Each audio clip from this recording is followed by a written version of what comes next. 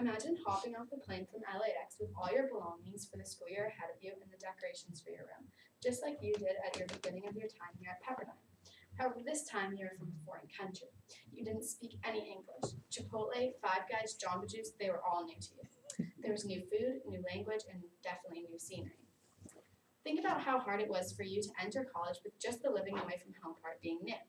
Now imagine how hard it would be coming from a foreign country, with almost everything being new, and your friends and family were far away from you, thousands of miles away.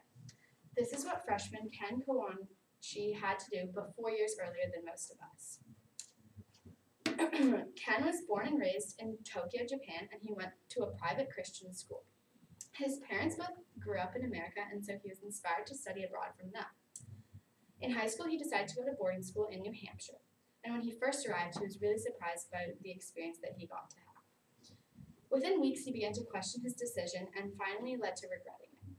The hardest part for him was living in the dorms, like it is for all of us. However, for him, he couldn't communicate with those around him for help. Also, participating in class and homework was new to him. When he was in Japan, he just went to class, listened to the teacher lecture, and then went home. They didn't have to participate in class, and they didn't have any homework afterwards. With all the new things being thrown at Ken, he was starting to feel like giving up. He began just sticking to himself and those other international students that he could communicate with. However, within a couple months, he decided that he couldn't just shy away from the problems that he was encountering. So he decided that he had to break the language barrier. He began joining clubs and communicating with his teachers for help. He joined the tennis team in order to meet new people and to do something that he was familiar with. Although Ken had to experience 4 years of ups and downs of living away from home, Ken finally realized that he made the right decision and decided to attend college in America as well. Home is still far away for Ken, however, he has begun to familiarize himself with the language and the quirks and the food of America, but he still does prefer Japanese food, but who doesn't? Let me tell you a little bit about Ken's background. Ken has 2 sisters, one who is a ballerina in Berlin and the other one who studies at university in Japan. He has a passion for tennis, singing, and helping abused children. When Ken was in kindergarten, his mom began helping abused children, and as Ken grew older, this became something that he became passionate for. When Ken was in high school, he began to decide that he wanted to help his mom do this. So he took it under his own hands, and he found his own children's shelter to help out.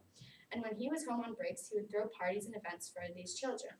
His main event is a Christmas party so that the kids in the shelter can also have a Christmas just like we do.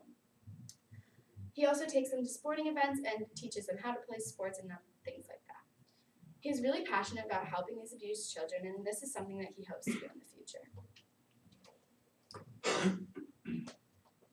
Through Ken's international experience and his passion for helping others, he has found his purpose in life. He hopes to learn how to communicate with those around him and in class in his public speaking class here at Pepperdine. He also hopes to find his niche at Pepperdine through playing tennis. Although Ken had to experience the hardships first, he has now come to be happy with his life in America.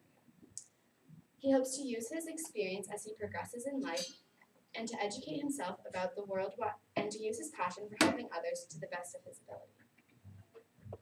Okay.